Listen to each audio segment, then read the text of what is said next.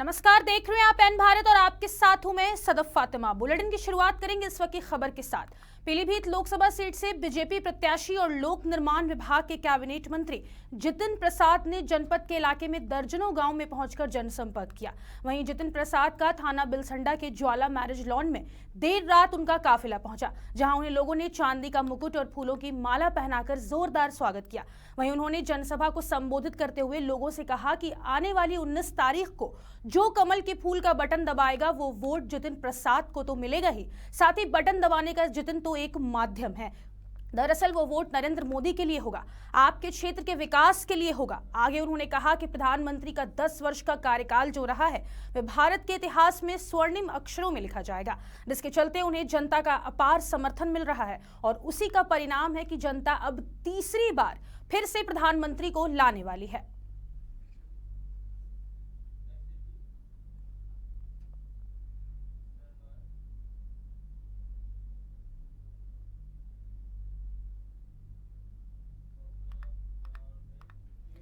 विपक्षी गठबंधन इंडिया की तरफ से दिल्ली के रामलीला मैदान में महारैली का आयोजन किया गया, जिसमें देश के कई सारे पार्टी के नेताओं ने भाग लिया। वहीं इंडिया गठबंधन की महारैली को संबोधित करते हुए नेशनल कॉन्फ्रेंस प्रमुख फारूक अब्दुल्ला ने कहा कि आज हमारा मकसद सिर्फ एक है कि हम सब संविधान को बचाएं।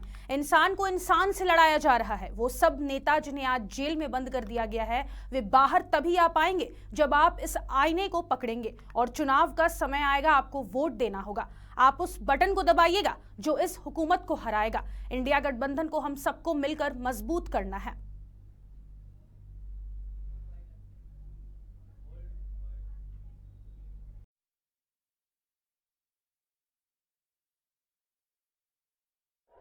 कि हम सब आईन को बचाएं, कॉन्स्टिट्यूशन को बचाएं।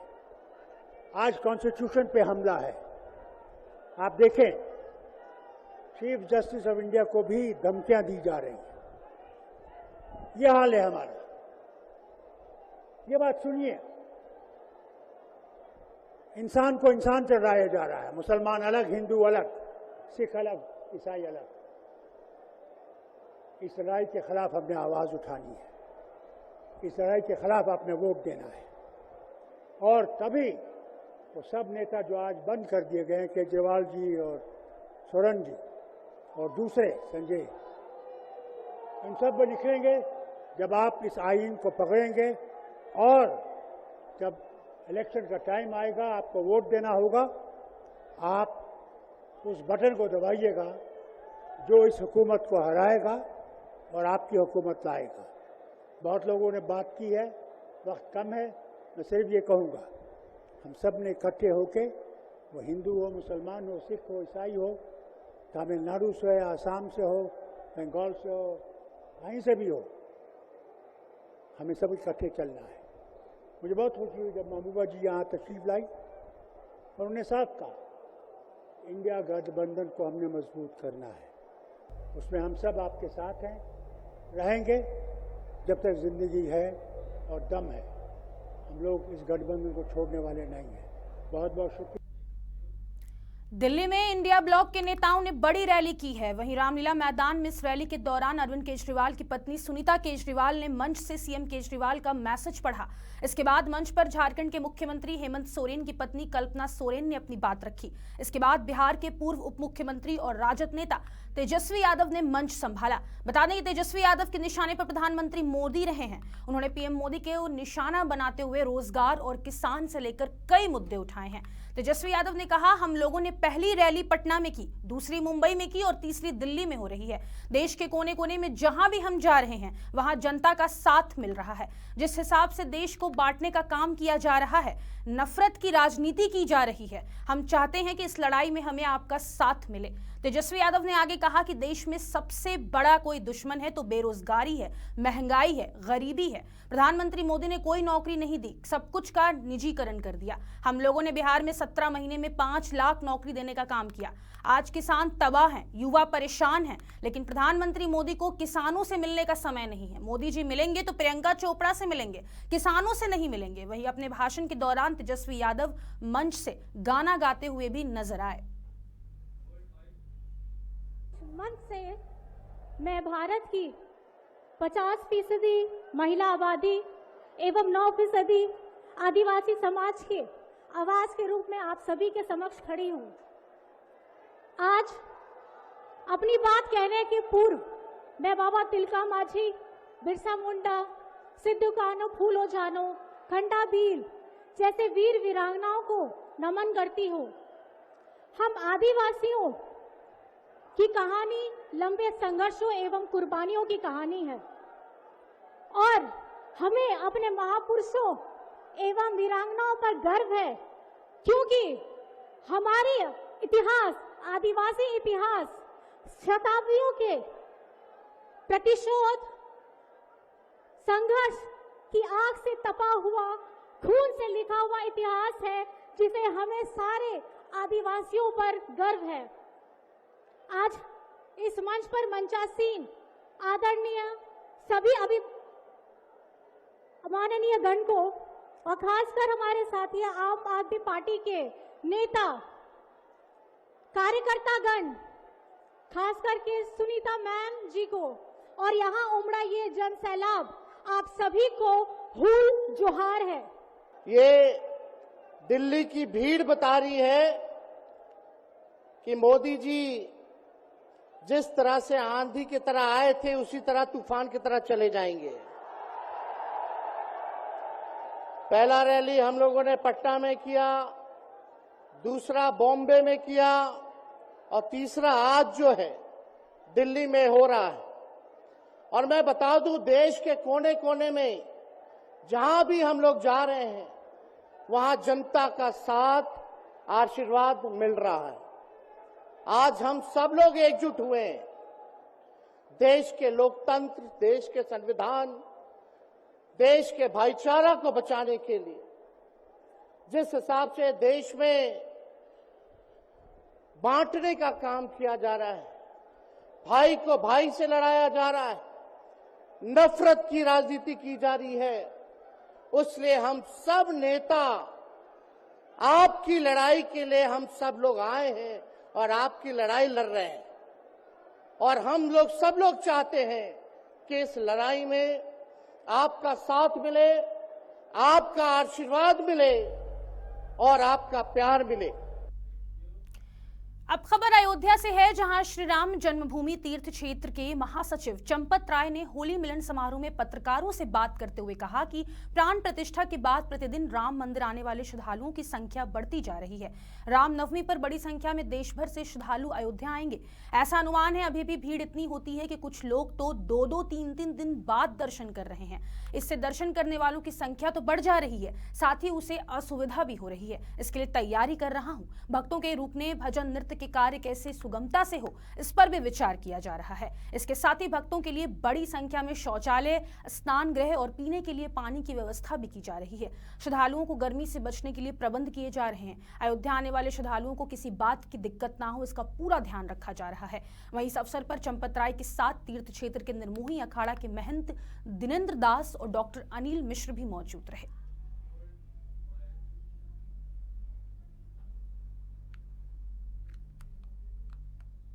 मुझे आम उत्तर मिलता है 1 घंटे से 1.25 घंटा। 3 घंटे किसी को नहीं लगते। अब 1 घंटे से 1.25 घंटा अगर आम नागरिक दर्शन करके बाहर आ जाता है तो इससे अच्छी कुछ नहीं हो सकता, इससे अच्छा और कोई व्यवस्था नहीं हो सकती। जो सामान्य जन दर्शन करने जाता है वो पूर्व दिशा से प्रवेश करता है तो सीधा देखता है पश्चिम की ओर चलता हुआ 100 फीट दूर से दर्शन होने लगते हैं। 5-10 मिनट पैदल चलता रहता है, दर्शन होते जाते हैं। तो जो सामान्य जन दर्शन करता है वो सर्वोत्तम दर्शन है।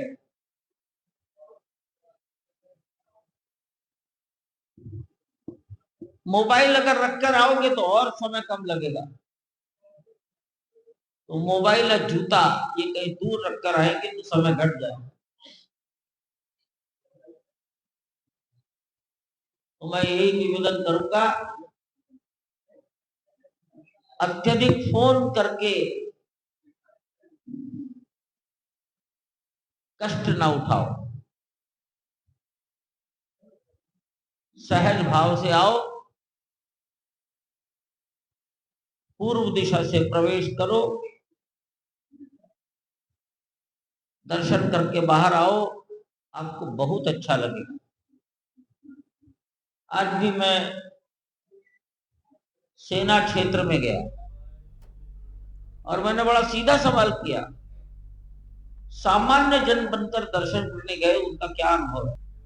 खबर बिजनौर से है, जहां फिल्म शोले के वीरू की तर्ज पर एक युवती पानी की टंकी पर जा चढ़ी, जिसकी जानकारी पुलिस को दी गई। मौके पर पहुंची पुलिस ने कड़ी मशक्कत के बाद युवती को नीचे उतारा, जिसके बाद ग्रामीणों ने राहत की सांस ली है। बता दें कि बिजनौर में बीते दिन प्राथमिक विद्यालय में पढ़ रहे बच्चों ने स्कूल के पास बनी टंकी पर एक युवती को देखकर शोर मचाया, जिसके बाद स्कूल के प्रधानाध्यापक रुपेंद्र राणा ने इसकी सूचना ग्राम प्रधान को दी। ग्राम प्रधान ने इसकी जानकारी उप निरीक्षक सुशील गुर्जर को दी।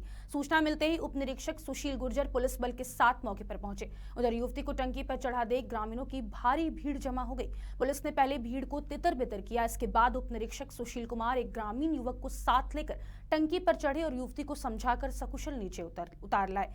नीचे उतरने वाली पर युवती काफी बदहवास स्थिति में दिख रही थी, जो कि अपने बारे में कुछ भी बताने की हालत में नहीं थी। वहीं इस मामले पर थाना प्रभारी निरीक्षक अमित कुमार का कहना है कि युवती की मानसिक हालत ठीक न होने के कारण उसे सरकारी अस्पताल में उपचार के लिए भेजा गया है।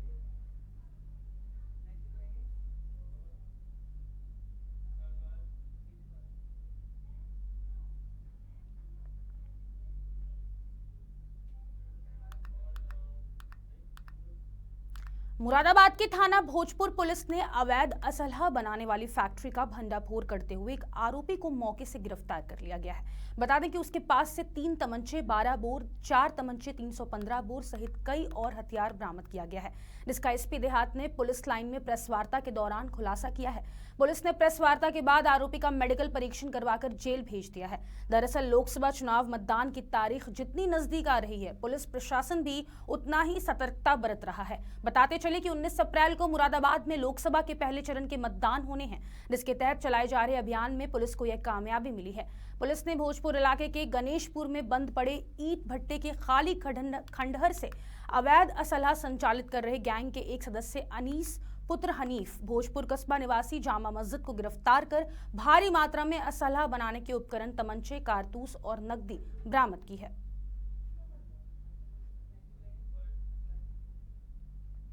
थाना क्षेत्र में एक अवैध शस्त्र फैक्ट्री जिसमें अवैध तमंचे और हथियार बनाए जा रहे थे, उसको पुलिस ने पकड़ा है मुखबिर की सूचना पर। ये है भोजपुर क्षेत्र के गणेशपुर भोजपुर मार्ग पर एक ईंट का भट्टा है जिसका खंडर है, जिसमें एक व्यक्ति जिसका नाम है अनीस पुत्र हनीफ, निवासी मोहल्ला जामा मस्जिद, कस्बा, थाना भोजपुर, तो ये वहाँ का रहने वाला है। तो ये वहाँ पर अवैध शस्त्र कंट्री मेड वेपन बना रहा था, जिसमें हमें मौके पर करीब 9 बने हुए तमंचे बंदूक मिली। इसके अलावा 8 नाल 12 बोर, 4 नाल 315 बोर, 4 जिंदा कारतूस 12 बोर, 3 जिंदा कारतूस 315 बोर, एक खोखा कारतूस 12 बोर, 315 बोर, 6 बट लोहा अधबने 12 और 315 बोर और शस्त्र बनाने के उपकरण हमने बरामद किए। अमेठी के एक चौराहे पर अपने बच्चे के लिए दूध लेने गए युवक को सिपाही रमाकांत और उनके साथियों ने पकड़कर हाथ में तमंचा पकड़ाकर फर्जी गिरफ्तारी दिखाने की कोशिश की। उसके बाद सिपाहियों ने कई धमकियां भी दी, जैसे कि तमंचा पकड़ लो वरना नशीले पदार्थ में अंदर कर दिए जाओगे। इसके बाद युवक मौके पर ही अपनी बाइक, चप्पल और सामान छोड़कर जान बचाते हुए वहां से भाग गया, जिसके बाद पुलिस ने पकड़ने की कोशिश की। इस दौरान युवक की टी-शर्ट पुलिस के हाथ में आई तो युवक टी-शर्ट उतार कर ही मौके से भाग लिया। बता दें कि युवक ने खुद ही वीडियो बनाकर सोशल मीडिया पर वायरल किया। युवक ने बताया कि मैंने कोई अपराध नहीं किया है। इसके बावजूद थाने की पुलिस, विशेष रूप से रमाकांत सिपाही ने मुझे फर्जी तरीके से फंसाने की कोशिश की है। साथ ही युवक ने अपनी जान का खतरा बताते हुए कहा कि यदि मुझे गलत तरीके से फंसाया गया अथवा मेरे ऊपर मुकदमा लगाया गया तो मैं आत्महत्या कर लूंगा, जिसके जिम्मेदार रमाकांत सिपाही होंगे। बता दें कि यह घटना दयानंद स्कूल के सामने की है। मैं अनुराग राणा, निवासी खुन्ना गताल, रामपुर चौधरी। मैं अपने कमरे से जामू चौराहे पर अपने बच्चे के लिए दूध लाने जा रहा था, जिसमें रमाकांत सिपाही द्वारा मुझे जबरन रोका गया। उसके बाद मेरे हाथ में कट्टा देने लगे, मैं कट्टा नहीं लिया। तो उसके बाद रमाकांत सिपाही पीछे से बोले कि अगर कट्टा नहीं लोगे तो इसमें क्या गाने में तुम्हें जेल भेजेंगे, फर्जी रूप से मुझे फंसाया जा रहा है। जब मुझे इस तरह हुआ तो मैं वहाँ से भागा तो मेरा फ़ोन फ़ोन, गाड़ी और उसके बाद मेरा वो पैसा 7,000 रुपये और उसके बाद वो उसको मेरा चप्पल और मेरा कपड़ा लेके छीन लिया गया। उसके बाद ये लोग बार बार मुझे टॉर्चर कर रहे हैं और यही तरह फंसाने का कोशिश कर रहे हैं। अगर इसी तरह चलता रहा तो मैं आत्महत्या कर लूँगा, इसमें जिम्मेदार रमाकांत सिपाही होंगे। आगरा के थाना जगदीशपुरा में खतैना रोड पर दोपहर में एक घर में आग लग गई है। हादसे के समय घर में एक बुजुर्ग महिला थी जो धुएं को उठता देख किसी तरह से घर से बाहर निकल पाई। बता दें कि आग की वजह से घर में रखा सारा सामान जलकर राख हो गया। वहीं सूचना मिलने पर फायर ब्रिगेड की 2 गाड़ियां मौके पर पहुंची और लगभग 1 घंटे में आग पर काबू पाया जा सका। बताते चले कि आग लगने का कारण शॉर्ट सर्किट बताया जा रहा है।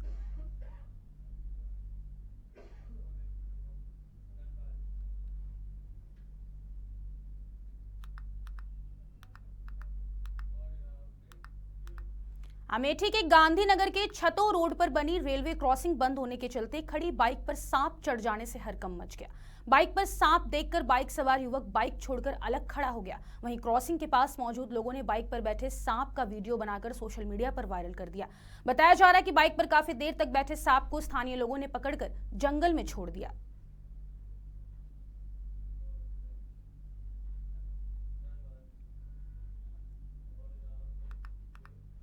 बिजनौर गंगा बैराज के पास सोमवार को जायरीनों से भरी एक प्राइवेट बस अनियंत्रित होकर खाई में गिर गई। गनीमत रही कि पेड़ होने के कारण बस पलटी नहीं, लेकिन हादसे में बस में सवार करीब 12 से अधिक यात्री घायल हो गए।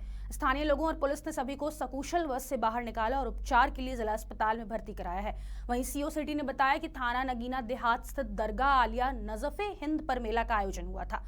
सभी यात्री उसी आयोजन से अपने घर मुजफ्फरनगर के चरथावल लौट रहे थे। इसी दौरान यह हादसा हुआ है। वहीं मेरठ पौड़ी हाईवे पर हादसे के बाद सड़क के दोनों ओर जाम लग गया। कुछ ही देर में वाहनों की लंबी कतार लग गई। जिला यातायात प्रभारी बलराम सिंह पुलिस कर्मियों के साथ मौके पर पहुंचे, जिसके बाद यातायात पुलिस ने कड़ी मशक्कत के बाद जाम खुलवाया और सभी वाहनों को रवाना किया।